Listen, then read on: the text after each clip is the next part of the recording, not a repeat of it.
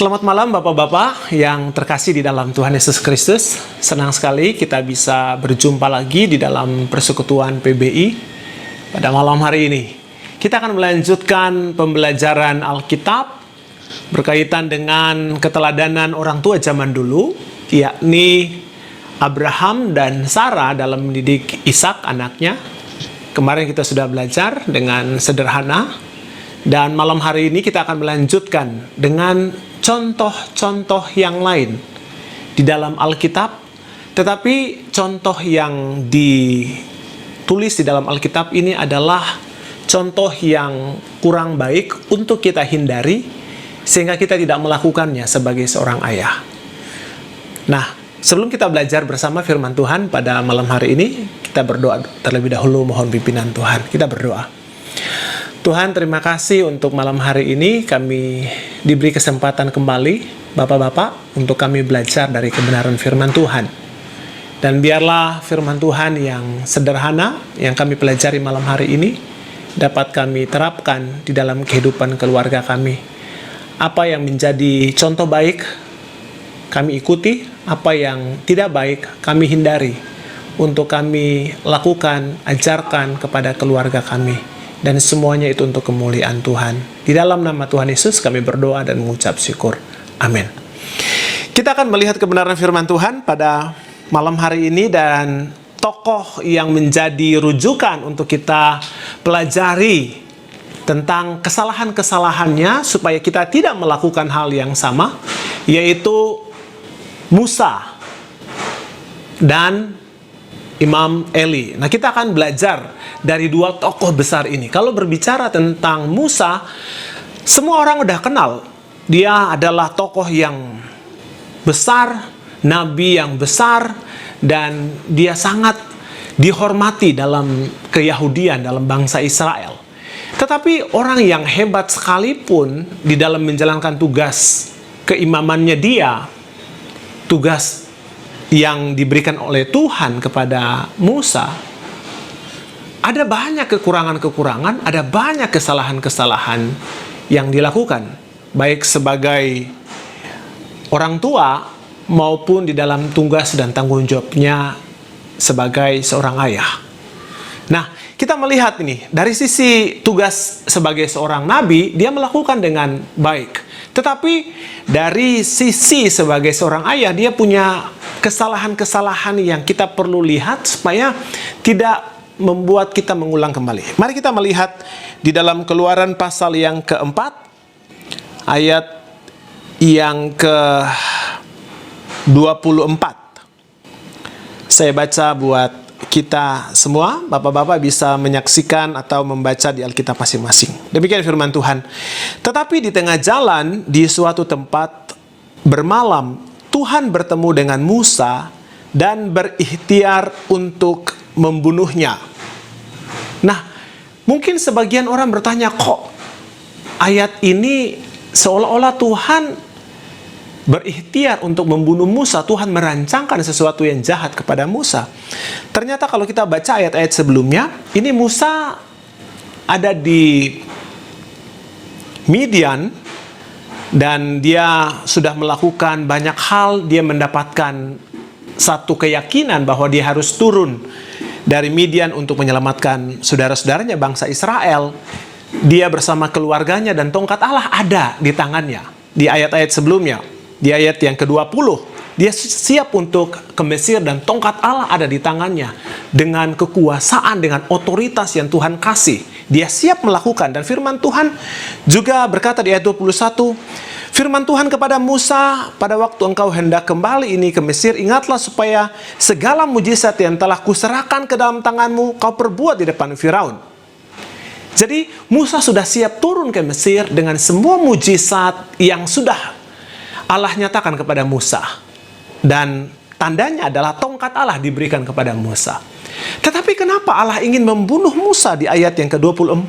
Ternyata ada kesalahan fatal yang dilakukan oleh Musa. Kita lihat ayat 25. Lalu Sipora mengambil pisau batu, dipotongnya kulit katan anaknya, kemudian disentuhnya dengan kulit itu kaki Musa, sambil berkata, sesungguhnya engkau pengantin darah bagiku. Lalu Tuhan membiarkan Musa pengantin darah, kata Sipora waktu itu, karena mengingat sunat itu. Oh, ternyata kita dapat mengerti dan menemukan Musa ternyata dia tidak menyunat anaknya. Kalau bapak-bapak membaca, Musa punya anak dua, yaitu Gersom dan juga Eliezer, yang lahir di Midian, yang lahir di tempat Musa melarikan diri dan ketemu dengan Yitro dan akhirnya menikah dengan anaknya Yitro, yaitu Sipora, dan melahirkan Gersom dan juga Eliezer. Nah, Musa tidak menyunat. Sementara kita udah belajar di dalam kisah Abraham, kebalikannya, Abraham malah menyunat anaknya sebagai satu tanda identifikasi bahwa anak ini adalah kepunyaan Tuhan. Sementara Musa, tokoh yang besar, tokoh yang hebat, malah tidak menyunat anaknya. Memang tidak dijelaskan apakah Gersom, apakah Eliezer yang dimaksud di sini. Tetapi salah satu anaknya ini tidak disunat. Oleh sebab itu, Tuhan berikhtiar membunuh Musa. Ini pelajaran yang penting sekali untuk kita ingat sebagai bapak-bapak. Mungkin sekarang ini Tuhan tidak akan membunuh kita ketika kita tidak menyunat anak kita secara fisik. Tetapi secara rohani, kita perlu untuk meletakkan dasar yang benar tentang Tuhan, siapa Tuhan di dalam hidup anak-anak, kalau enggak kita bermasalah dengan Tuhan. Karena contohnya sudah nyata. Jadi, tokoh besar sekaliber Musa pun tidak luput dari kesalahan-kesalahan dalam keluarganya sebagai seorang ayah di dalam mendidik anak-anaknya dan tidak melakukan apa yang Tuhan perintahkan.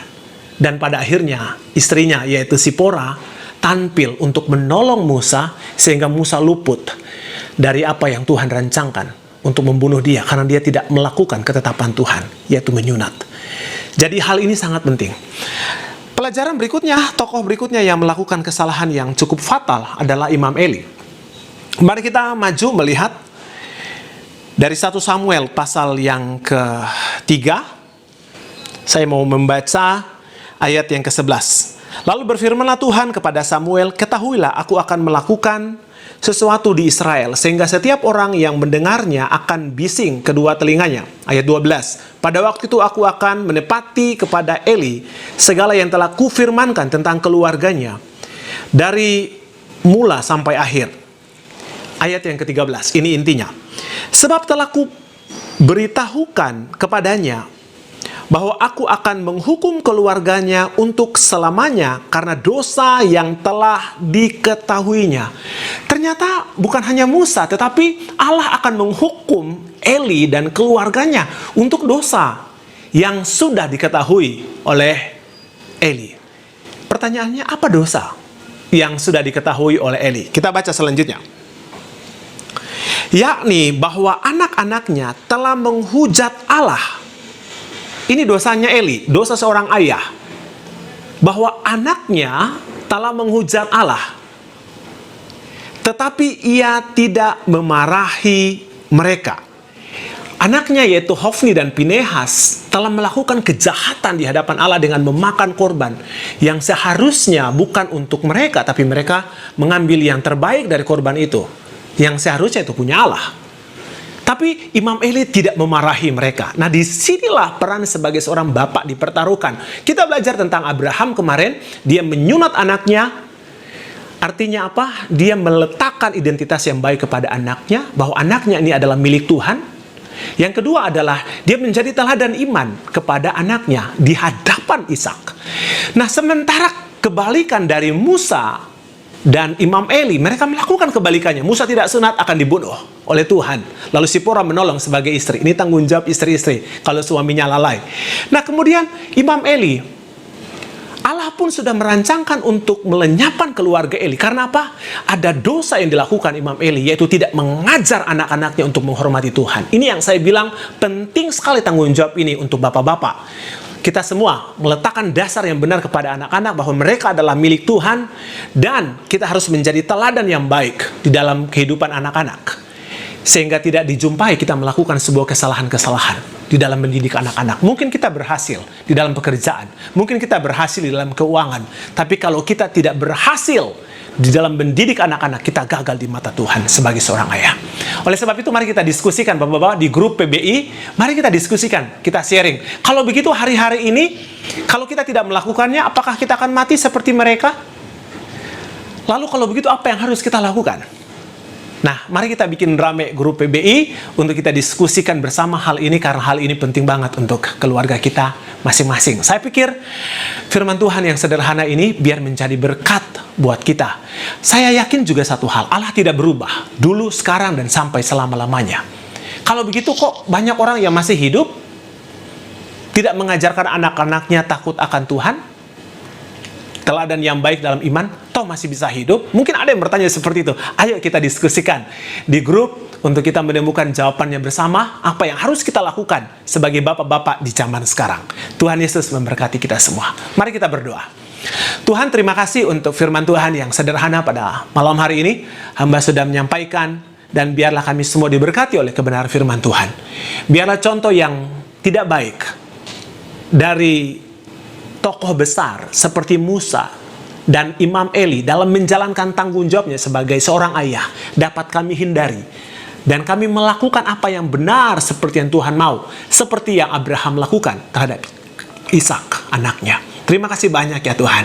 Biarlah kami bapak-bapak mau berdiri di hadapan Tuhan untuk keluarga kami, meletakkan dasar yang benar dalam kehidupan anak-anak kami, dan menjadi teladan yang baik di dalam iman, supaya anak-anak kami melihat iman di dalam kami dan memuliakan Allah. Sehingga pada suatu saat mereka menjadi orang tua pun, menjadi bapak atau menjadi seorang ibu, mereka melakukannya dengan baik karena melihat teladan kami sebagai orang tua. Terpuji nama-Mu ya Tuhan, di dalam nama Tuhan Yesus Kristus, Tuhan dan Juru Selamat kami hidup, kami berdoa dan mengucap syukur.